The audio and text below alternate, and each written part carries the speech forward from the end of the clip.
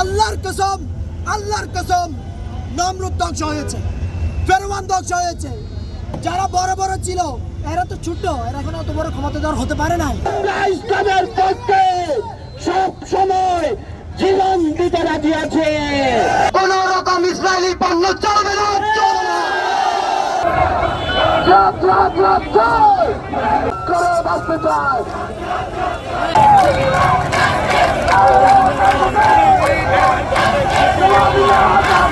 আমাদের সরকার এর একটা ব্যবস্থা নেবে ইনশাআল্লাহ, আমরা এটা আশাবাদী এবং আমরাও সবসময় এর সাথে আছি।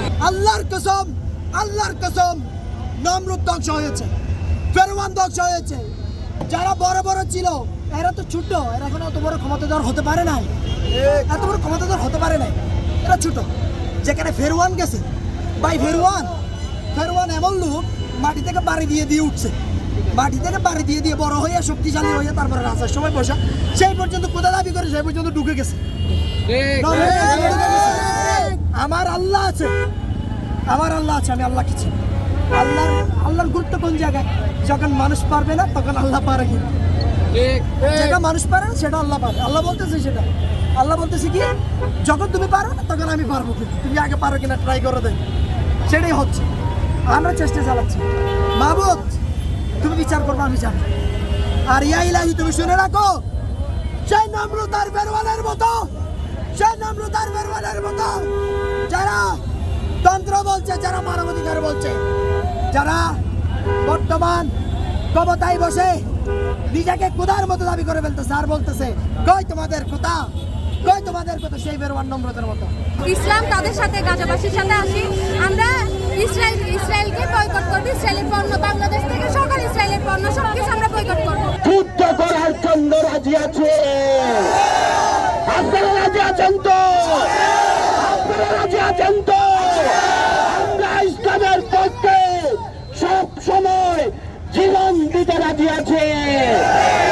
আরেকটা কথা জানিয়ে দিতে চাই, আগামী 7 দিনের মধ্যে বাংলাদেশের সমস্ত দোকান থেকে ইসরায়েলি পণ্য তুলে দেওয়ার উদাত্ত আহ্বান জানাচ্ছে।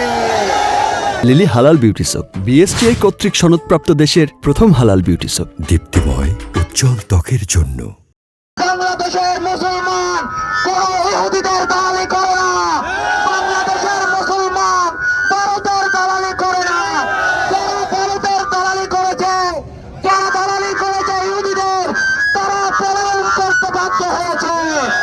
আমরা থেকে এসেছি পুরো পৃথিবীতে যারা বড় বড় মুসলিম রাষ্ট্র নাম দিয়ে ইহুদিদের দালালি করে যাচ্ছে, ইসরায়েলের দালালি করে যাচ্ছে, আমি পরিষ্কারভাবে ঘোষণা দিচ্ছি, বাংলাদেশের তথা পুরো পৃথিবীর একজন সচ্চা মুসলমানের রক্ত যদি বলে থাকে, কোনদিনও কোন ইহুদি খ্রিস্টানের দালালি তারা করবে না। আমি এটাও ঘোষণা দিয়ে বলতে চাই, বাংলাদেশের পুরো পৃথিবীর মুসলমান কোন ইহুদি জারকদের ভয় পায় না। কোন রকম ইসরায়েলি পণ্য চলবে না, চলবে না। ইসরায়েলি পণ্য বয়কট। আরব লীগ এবং ওআইসি, তুমি তোমার পলিটিক্যাল স্ট্যান্ড পরিষ্কার করো। তুমি পেট্রোডলারের পিছনে, পেট্রোডলারের মোহে না ঘুরে তুমি লেবানন এবং পারস্য সভ্যতার ইরান যে পলিটিক্যাল স্ট্যান্ড নিয়ে ফিলিস্তিনকে রক্ষা করছে, সেই একই পলিটিক্যাল স্ট্যান্ড যদি নাও, দুনিয়ার মানচিত্র থেকে ইসরায়েল নামক কৃত্রিম রাষ্ট্রটি, জারজ রাষ্ট্রটি 3 দিনও টিকতে পারবে না ইনশাআল্লাহ।